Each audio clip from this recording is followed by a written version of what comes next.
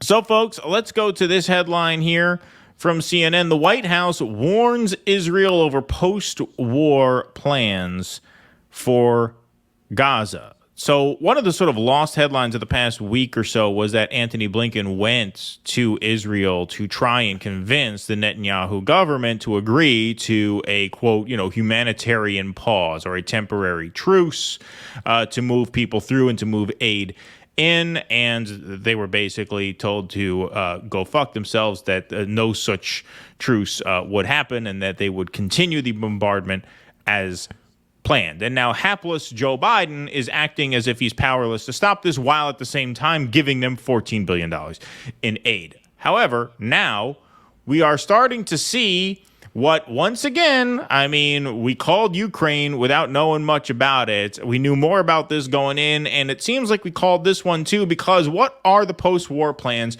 for Gaza? Well, we're going to find out here. The White House maintained Tuesday that it doesn't believe Israeli forces should reoccupy Gaza following Israeli Prime Minister Benjamin Netanyahu's comments that the country will have the overall security responsibility in Gaza for an indefinite period after the war ends. The president still believes that a reoccupation of Gaza by Israeli forces is not good. It's not good for Israel, not good for the Israeli people, said National Security Council spokesman John Kirby on CNN this morning. It's also not good for the Palestinian people, but I guess who cares? Yeah, right. Well, notice that they never center them in any conversation. Well, this doesn't help America. This doesn't help Israel, right? Well, it shows you they know they're dealing with fucking psychopathic maniacs. Like, well, if we want to get them to do what we want, we better not bring up the benefit of the Palestinians, because that always sets them off. Right. That's a non-starter. Exactly. One of the conversations that Secretary Blinken has been having in the region is, what does post-conflict Gaza look like? What does governance look like in Gaza? Because whatever it is can't be what it was on October 6th. It can't be Hamas, he added. The latest warning from the White House comes after Netanyahu told ABC News on Monday that Gaza should be governed by those who don't want to continue the way of Hamas, before adding, I think Israel will, for an indefinite period, will have the overall security responsibility, because we've seen what happens when we don't have it. Well, there you have it. It was one of the first hints Netanyahu has given about his vision for a post-war Gaza. No, the hint was what happened. The hint was the response. Like, that was the hint. Yeah. What, the hint wasn't bombing 1,000 children a week? That's not a fucking hint that you want to clear the place out? And I don't even think this is plan A. This is plan B, because Egypt is not giving signals that they're open to his plan of moving them all out into the desert. Right. So this is plan B. We just reoccupy it, and we'll call it temporary, but we're never leaving. Right. And what is anybody going to do about it? Right. What has Biden done to stop us so far? Right. So it was one of the first hints Netanyahu has given about his vision for a post-war Gaza, and suggests a divergent view than that of the U.S., including President Joe Biden's own statements about what the future of the Strip would look like. In an interview with CBS's 60 Minutes last month, meaning October, obviously, early November, so since October 7th, obviously, Biden said it would be a big mistake for Israel to occupy Gaza. At the time, Michael Herzog, the Israeli ambassador to the United States, told CNN's Jake Tapper that Israel does not intend to occupy Gaza after the conflict ends. There have been other sharp gaps between the U.S. and Israel emerging in recent weeks as the war continues.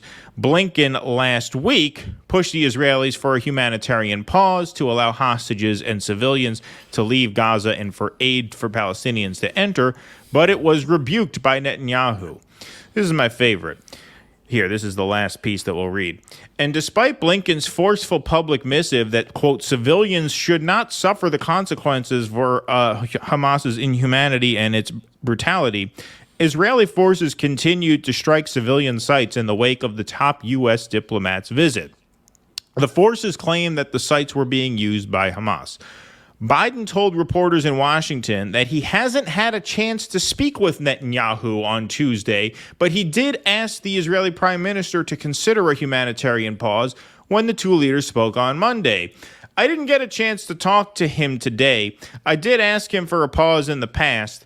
Yesterday, I'm still waiting to hear from other people, Biden told reporters. Well, no rush. I mean, take your time. It's not like a civilian is being killed every 4.5 minutes, which is what's happening, right? It's not like 400 people are being massacred every day. So, yeah, I tried yesterday. Netanyahu said he would circle back later this week, after another 1,500 people are blown to pieces.